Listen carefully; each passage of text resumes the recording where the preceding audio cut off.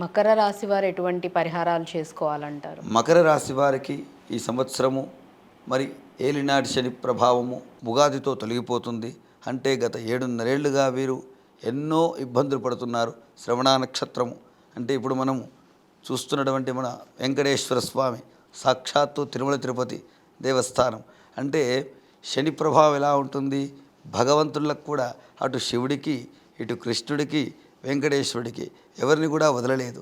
అలా ఆయన కూడా చూసాం మనం.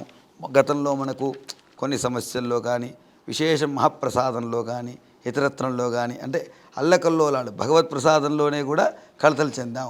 అంటే మానవులు ఎంత ధైర్యంగా ఉండాలి? భగవంతుడికే శని ప్రభావం వచ్చినప్పుడు మానవులు ఇంకా ధైర్యంగా ఉండొచ్చు, ఇబ్బంది పడే పని లేదు. అలా మంచి యోగ ఫలితాలు వచ్చి ఇప్పుడు ఆధ్యాత్మికంగా తిరుమల తిరుపతి దేవస్థానం కానీ పలు ఆలయాలన్నీ కూడా వృద్ధిలోకి రావడానికి తోడ్పాటు అవుతాయి. ఈ శని యొక్క అనుగ్రహంతో బాగుంటుంది. గురువు తర్వాత కుజునికి జపతపాలు చేసుకోవడం వల్ల ఇంకా అనుకూల ఫలితాలు పొందడానికి ఆస్కారం ఉంటుంది.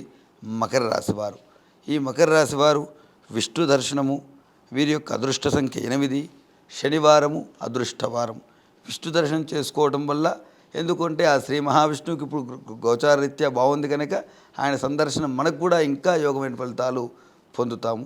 ఇది యొక్క మకర రాశి వారు. ఇంకా నిశ్చితంగా మీకు ఏమైనటువంటి సమస్యలు ఉన్నప్పటికీ ఇది గ్రహచార రీత్యా ఉండేది కనుక లగ్నాత్ ఉండే ఫలితాలకు మీ యొక్క జన్మనామము లేదా నక్షత్రము డేటు ఆ యొక్క దాంతో పరిశీలించి సలహాలు పాటించి మీ యొక్క పరిష్కారం చేసుకోగలరు.